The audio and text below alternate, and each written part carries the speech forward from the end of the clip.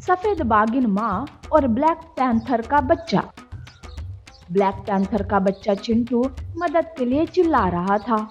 वो इधर उधर भाग रहा था। बचाओ, बचाओ मेरी माँ को, कोई बचाओ, वो बहुत जख्मी हो गई है, बचाओ। चिंटू की पुकार किसी के भी कानों तक नहीं जा रही थी। थोड़ी ही देर में वहाँ एक सियार आता है। वो ये सब देखकर मन ही मन सोचने लगता है। चिंटू की माँ तो अब नहीं बच सकती।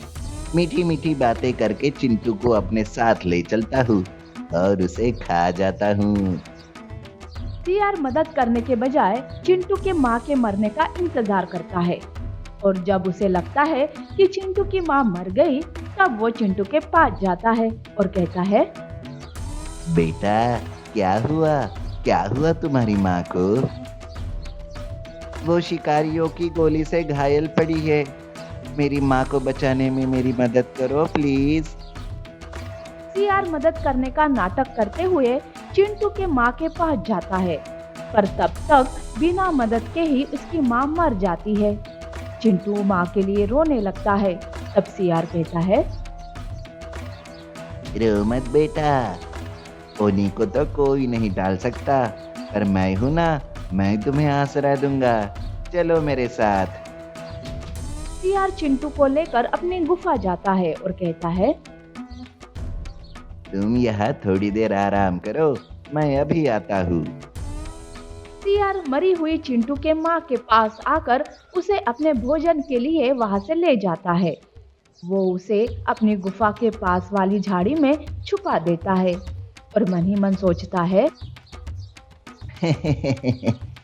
पहले चिंटू के माँ को खाता हूँ, उसके बाद इस चिंटू को। 2-4 दिन आराम करने देता हूँ इस चिंटू को, फिर तो उसे मैं अपने मुंह का निवाला बना ही डालूंगा। 2-4 दिन उसे शिकार करने की कोई जरूरत ही नहीं पड़ती है। वो उस वक्त चिंटू का भी अच्छे से ध्यान रखता है। 2-4 दिन सियार जंगल में किसी को भी परेशान नहीं कर रहा था। ये सब देखकर जानवर भी चकित थे। उसी जंगल में एक सफेद बाघिन रहती थी।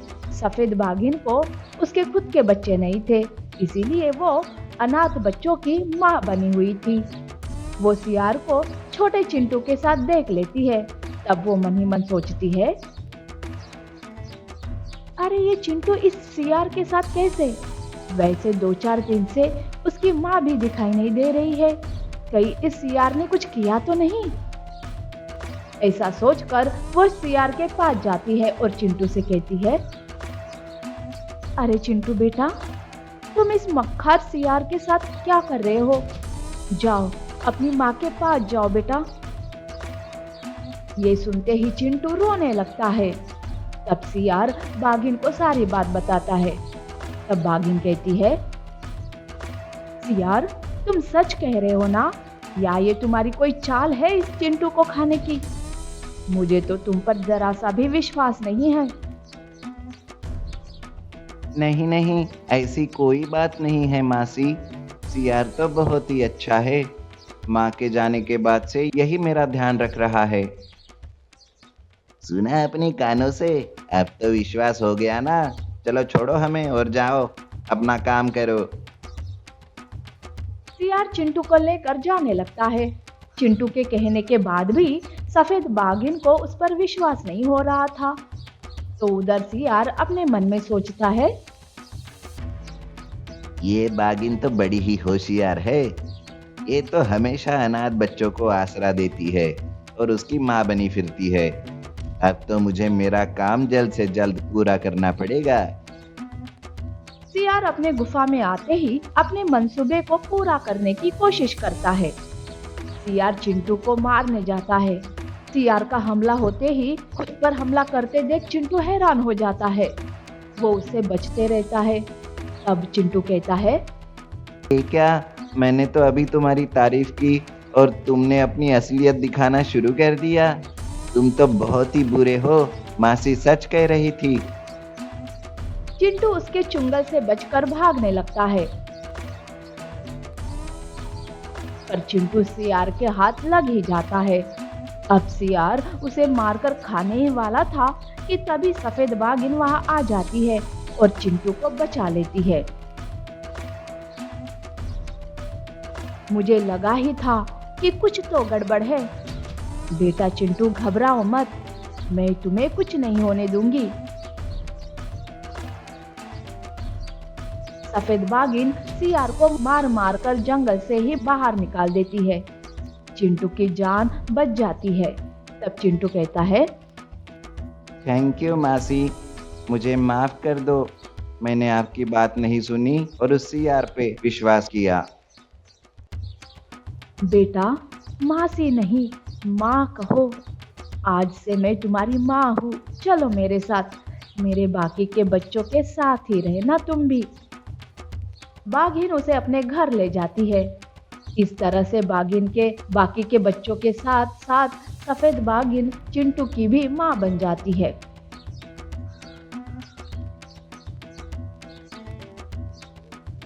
ऐसी और अमेजिंग कहानियों के लिए हमारे चैनल को लाइक और सब्सक्राइब करना ना भूलें। शुक्रिया।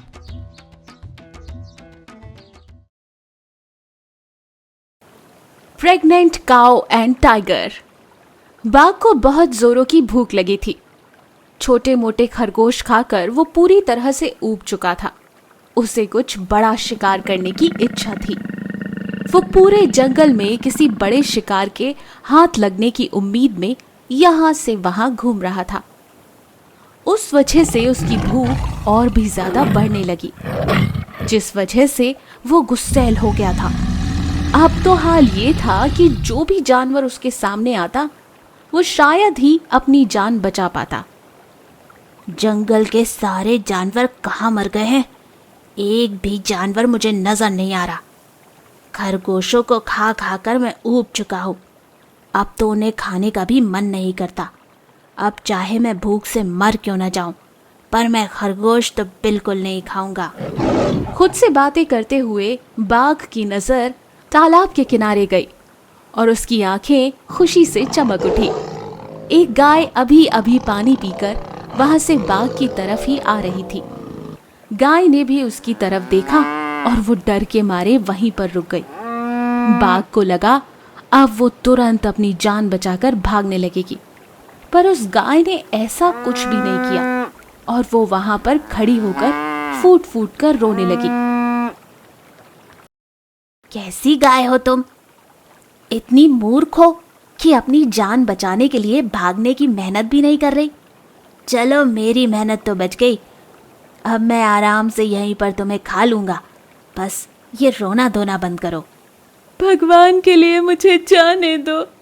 मैं तो अपनी जान बचाकर दौड़ भी नहीं सकती। मैं माँ बनने वाली हूँ। अगर मैं मर गई तो मेरा बच्चा भी जन्म लेने से पहले मर जाएगा। मुझ पर दया कीजिए महाराज, मुझे जाने दीजिए। ऐसे कैसे जाने दूं? अगर तुम्हें जाने दिया तो मैं भूखा मर जाऊंगा। आज तो मैं तुम्हें खाकर ही रहूंगा। गाय ने उससे बड़ी मिन्नतें की, उसके आगे गिड़गिड़ाई, लेकिन फिर भी बाघ का दिल नहीं पिघला और वो उसे खाने की जिद पर अड़ा रहा। पर तभी गाय के मन में एक विचार आया। उसने वो विचार बाघ के सामने प्रकट किया। उसने बाघ से कहा कि अगर वो उसे कुछ दिनों की मोहलत देगा तो वो अपने बच्चे को जन्म देकर खुद उसके पास चली आएगी और उसका भोजन बनेगी। उसने उसे वचन दिया और गाय की हालत देखकर बाघ ने भी उसका वचन मान लिया और उसे याद दिलाते हुए अनुमति दे दी। पर जैसे ही गाय वहां से जाने लगी, बाघ ने उसे रोक लिया। रुको, अगर तुम मुझे चकमा देकर गायब हो गई तो मैं तुम्हें ऐसे नहीं जाने दे सकता। मुझे तुम पर जरा भी भरोसा नहीं। एक काम करो, आज से तुम मेरे साथ ही रहोगी। जैसे ही तुम्हारा बच्चा जन्म लेगा मैं तुम्हें खा जाऊंगा। मंजूर है तो बोलो, वरना अभी मरने के लिए तैयार हो जाओ। बेचारी गाय अपने बच्चे के लिए एक बाघ के साथ रहने के लिए भी तैयार हो गई। जैसे जैसे दिन बीतने लगे, गाय को अपने बच्चे की चिंता होने लगी। उसके जाने के बाद उसके बच्चे का क्या हाल होगा, ये सोच सोच कर वो रो पड़ती।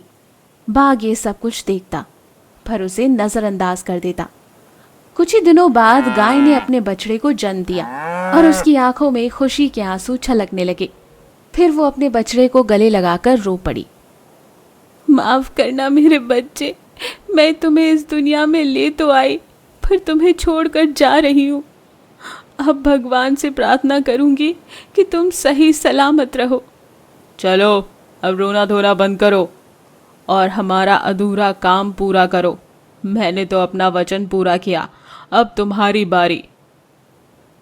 बड़े ही बोझल मन से गाय ने अपने बच्चे को खुद से दूर किया और वो बाग की तरफ बढ़ने लगी कि तभी उसका बछड़ा जोर जोर से रोने लगा और अपनी माँ को पुकारने लगा।